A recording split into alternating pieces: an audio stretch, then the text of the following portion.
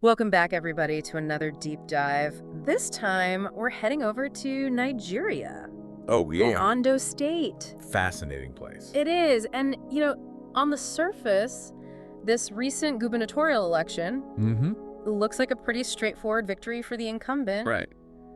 But I gotta ask you, Yeah? what if I told you there was a whole lot more to this story? Well, there usually is, right? There is. Especially when you have an election with results that look this decisive. Yeah, because we're talking landslide victory. Exactly. But then you dig a little deeper and you find all these accusations about whether the election was actually fair. Yeah, you start to see these cracks in the surface. Exactly. So let's rewind a bit. Okay. The current governor, Lucky Aiyedatiwa, he didn't actually get elected in the usual way. Right. He took over after the previous governor, Rotimi Akeredolu, Uh-huh. passed away in December of 2023. Yeah, so he kind of inherited the governorship, Yeah. went into this election as the incumbent, but without that same track record. Yeah, and even with that, he won by a huge margin. Massive. We're talking 248,000 votes, Wow. ahead of his closest rival, Aiyedatiwa, Yeah. from the People's Democratic Party. And PDP. And he won all 18 local government areas. That's like winning every county in a state. It is. It's a clean sweep. Yeah. So you have to ask, with a win that big, why are there all these questions? Well, that's what we're going to try to unpack today. Okay, sounds good. Abdullah, the runner-up, Right. he's not going down without a fight. Okay. He's making some pretty serious accusations about Yeah. how this whole thing went down, Right. specifically about INE. Okay. The Independent National Electoral Commission. Yes. They're the ones responsible for running the elections over in Nigeria. Right. He's saying that they basically compromised the election, and he's pointing to this thing called the BVAS system Yeah. as evidence. But what is he saying about the BVAS system? Well, he's claiming that it was either totally mishandled Right. or intentionally compromised. What do you think? Well, it's interesting because this BVAS system, Yeah, it's a biometric voter accreditation system. right. So it was actually designed to stop the very problems Yeah. that he's alleging. Exactly. Yeah. It's supposed to make it harder to commit voter fraud and Oh. manipulate the results. Right. So either it failed spectacularly Right. or there's something else going on. And to make matters even more complicated. Oh, there's more. Oh, yeah. Okay. Abdullah is also alleging widespread vote buying. Interesting. He even went so far as to call for the resignation of the INEC chairman. Wow. That's a pretty bold move. It is. What do you think is behind that? Well, INEC, they're responsible for overseeing the elections. Yeah. But they rely a lot on local officials Right. to actually run things. Okay. And that's where things can get a little tricky. Especially in a place like Ondo State, where there's a bit of a history of political maneuvering. Exactly. So on one hand, we have this landslide victory, but then on the other, we have these really serious accusations. It's a fascinating puzzle. It is. So how do we make sense of all of this? Well, I think we need to take a step back Okay. and look at the bigger picture. Okay, so what's the bigger picture here? Well, Ondo State, Yeah. like a lot of Nigeria, Uh-huh. has been struggling with poverty and unemployment. Mm-hmm. And these factors create an environment where vote buying can thrive. Yeah, because if you're struggling to make ends meet Right. and someone offers you cash for your vote, yeah, that's a difficult situation. it is. And it really highlights the complex reality Yeah, of what we're dealing with here. absolutely. And it's not just about who won or lost. No, It's about the integrity of the whole system. exactly. If vote buying is as widespread as some people are alleging, Right. then did the results really reflect what the people wanted? That's the key question, isn't it? Yeah, and this isn't just a one-off thing. No, Vote buying has been a problem in Nigerian elections for years. it's a recurring theme. And what's really interesting is that even with this BVAS system... Yeah, which was designed to fix this. Exactly. We're still seeing these accusations. Yeah. It suggests that maybe there's a deeper systemic problem. Okay, so we've established that this election is not as simple as it might seem. Definitely not. So where do we go from here? Well, that's what we're going to explore in the rest of this deep dive. Great. I can't wait to dig deeper. Me too. So stick with us. Be right back. So Aiyedatiwa, he's got this huge mandate. Yeah. He can point to this victory and say, hey, look, the people chose me. Yeah. But if those votes were bought, Right. does that mandate really mean anything? Yeah, it's like this cloud hanging over his administration. Exactly. Even if he does everything right, Yeah. delivers on all his promises, Uh-huh. there's always going to be that question. Right. Did he actually win legitimately? And it's not just about him. No. It's about the whole system. Right. If people start to believe that their votes don't matter, Yeah. why even bother participating? It's a slippery slope. It is. And it makes you think about the people who didn't vote for him. Right. What are they supposed to do? Yeah. Do they just accept the result even if they think it was rigged? Yeah. It's a tough spot to be in. It is. And it creates this division within the state. Absolutely. So we've talked a lot about vote buying, Mm-hmm. but we haven't really explored what can be done about it. Yeah. It's a tough one. It seems like INE has tried. Right. They implemented the BVAS system, Yeah. but it clearly hasn't been totally effective. No. So what are your thoughts on this? Well, I think it's a complex problem, Yeah. and it needs a multifaceted solution. Okay. Technology is definitely a part of it. Yeah. BVAS is a step in the right direction, Okay. but it needs work. Right.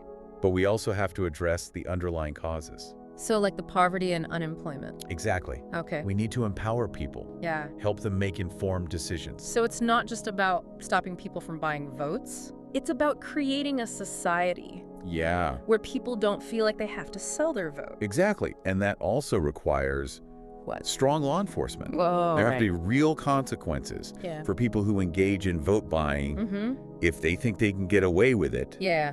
they'll keep doing it. That makes sense. So we're really talking about a big cultural shift here. We are. And it's not going to happen overnight. No. But I think we have to have these conversations, Yeah. raise awareness, Uh-huh. keep pushing for change. Yeah, absolutely. So we've talked about the allegations, Mhm. the potential consequences, Yeah. possible solutions. What stands out to you in all of this? What do you think our listeners should really remember? Yeah. I think the biggest takeaway is that democracy is fragile. Okay. It needs constant attention, Mm-hmm. not just from the government, Yeah. from all of us. Right. We can't just assume that everything's going to be fine. Yeah, we have to actually participate. Hold our leaders accountable. Mhm. Demand a system that's fair. Exactly. I like that. It's easy to get caught up in the specifics of this one election. Right. But the point about democracy being fragile Yeah. really puts things into perspective. It does. It's bigger than Ondo State. It is. What happens there Yeah, impacts democracy everywhere. it does. It reminds us that this fight for a fair and just world, it never really ends. It's ongoing. Yeah. You mentioned vigilance. Right.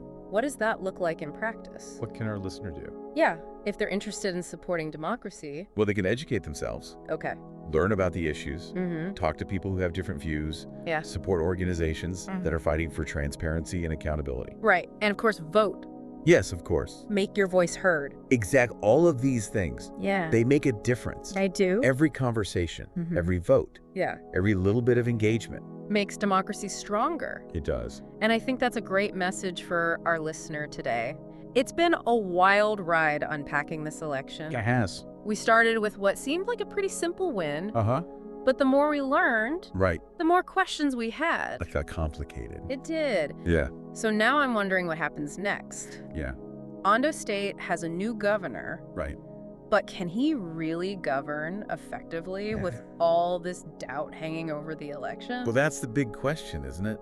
It is. Aiyedatiwa, he's got some serious challenges. Yeah, like what? Well, he needs to deliver on the economy. Right, all those issues we talked about. Exactly. And he has to find a way to bring the state together. Yeah, after such a divided election. That's right.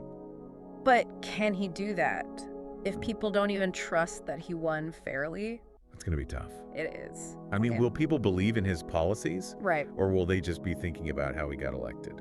It's a tough spot to be in. It is. And it's not just about how it looks. Okay. If these vote buying allegations are true, Yeah. then there are some powerful people Okay. who might be expecting something in return. You mean like favors? Exactly. So Aiyedatiwa is in a real bind. He has to help the people, Yeah. but he might also owe something to the people who helped him get elected. And that brings us back to that idea Yeah. of democracy being fragile. Right. This whole thing in Ondo, Mm-hmm. it shows the problems Yeah. that democracies are facing all over the world. Yeah, we can't just sit back and assume that it's going to be okay. We have to be active. We have to protect it. Exactly. Hold our leaders accountable. And make sure the system is fair. So it's a constant fight. It is. It never really ends. It doesn't. And everyone has a part to play. Yeah. So I want you to think about Mm-hmm. what you can do Yeah. to strengthen democracy In our own communities. everywhere. I think that's a great point to end on. I do too. This deep dive into Ondo State. It's been really eye-opening. It's complicated. It is. We uncovered some tough truths. Who did? About how elections work.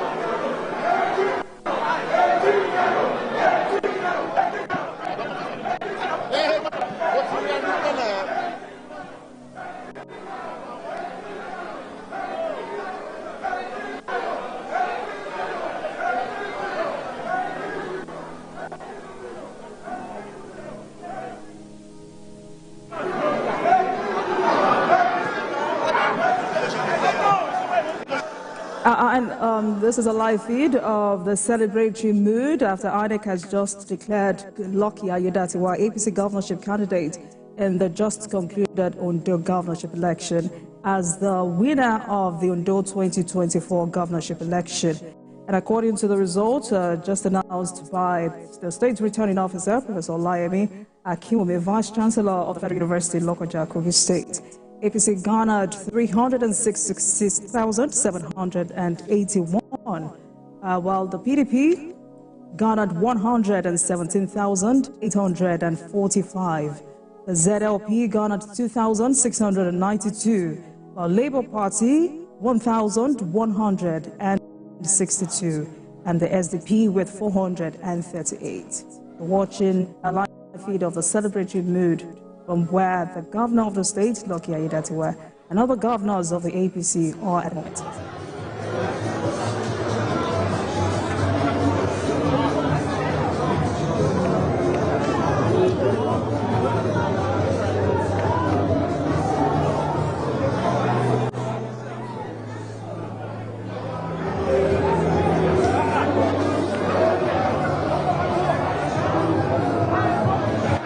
So that's it. The winner has been announced. APC governorship candidate, who is incumbent governor of Ondo State, Lucky Aiyedatiwa, has just been announced. And look at, the support from other governors. How significant is this? Well, very significant. There's this solidarity issue, and all of them are there to support one of their own. It has become a tradition. It has become a tradition. Yes, you see, Imo State government, you see that of Lagos State, Borno State governor. National chairman of the party. Yeah, national chairman of the party, and other governors. As I said, it has become the norm. Don't forget that during the last campaign also, by the party, most of them were there, just as they were in Edo State. The governors of the PDP were also at the last rally by the PDP a few days before the election. So there's always this celebration and solidarity. So congratulations to the winner, Governor Aiyedatiwa, who has emerged. Just as Mayor said, now we can discuss it. So it's not that. But whether the issue is whether one is surprised, I would say I'm surprised. I'm not surprised by what we have said. The only surprising thing for me is that the APC was able to clear all the local government, yes, about 18 of them. And I was shocked that even the local government of the PDP candidate, in the person of Mr. Agbola. But the PDP candidate seems strong. Yes, I'm saying. I say he was a former deputy governor, but don't forget that he has gone through so many processes. At the last election, he was the governorship candidate of another party, not the PDP. I think it was ZLP or so that he was last. I can't remember which one now. Now he has moved to PDP. But even PDP in itself, in that state, they are nowhere united. There was a lot of division. What APC had going for them is that despite the challenges they had after the primaries, because they also had serious issues. You remember vividly What happened with the senator? Where is it now? Jimo Ibrahim. Jimo Ibrahim. Okay. Especially Jimo Ibrahim. It was even Jimo Ibrahim. But Jimo Ibrahim was that same riverine area. That same area. And he vehemently opposed the candidature of the governor as the candidate of the party. But the party were able to manage it. It was more about the process and not the candidate. Yes, no, the process. But is there a process without the candidate? So the fact remains that.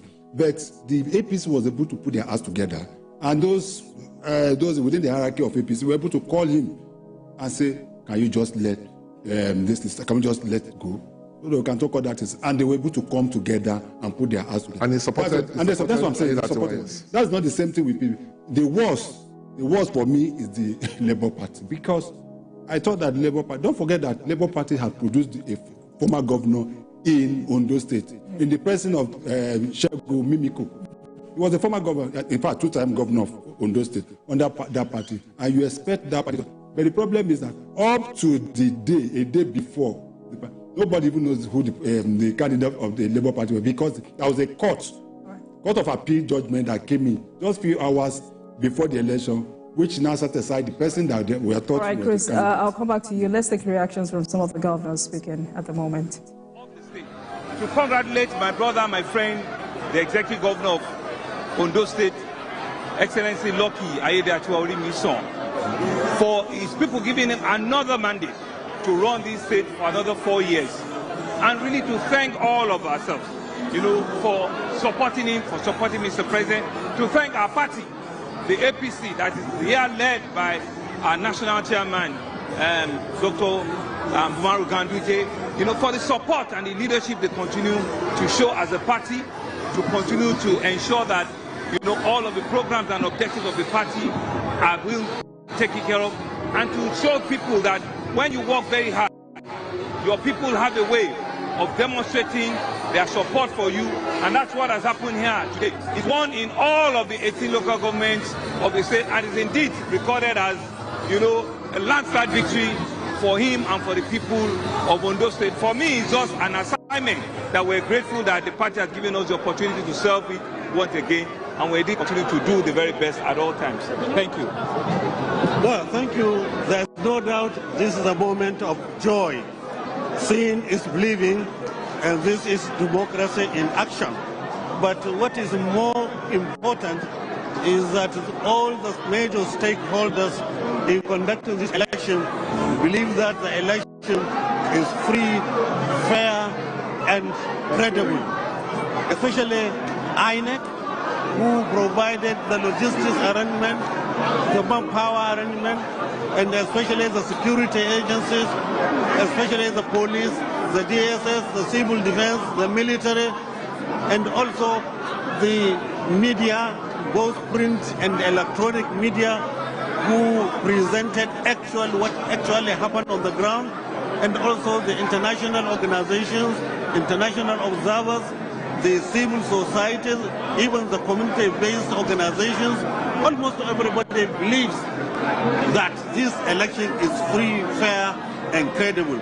And what is important to the people of Ondo State is that since they elected APC, they elected our candidate, they have elected for continuity, because there will be continuity in governance. There will be no abandonment of projects. There will be sustainability of programs and projects. And I congratulate for that. I congratulate the candidate himself, because it's a product that is sellable, and we are lucky that we have succeeded in selling him to the members of the public. We have to congratulate Mr. President for providing an enabling environment to be avoided influencing or subterranean influence in this election. Therefore, we have to congratulate him for that. Our next target now, in this geopolitical zone, the southwest geopolitical zone, our next target, and we are good in hitting the target, that is Osun State and Oyo State. We assure you, we'll do all what is possible to bring them into the fold, so that we have political homogeneity in the southwest geopolitical zone. Thank you. Thank you.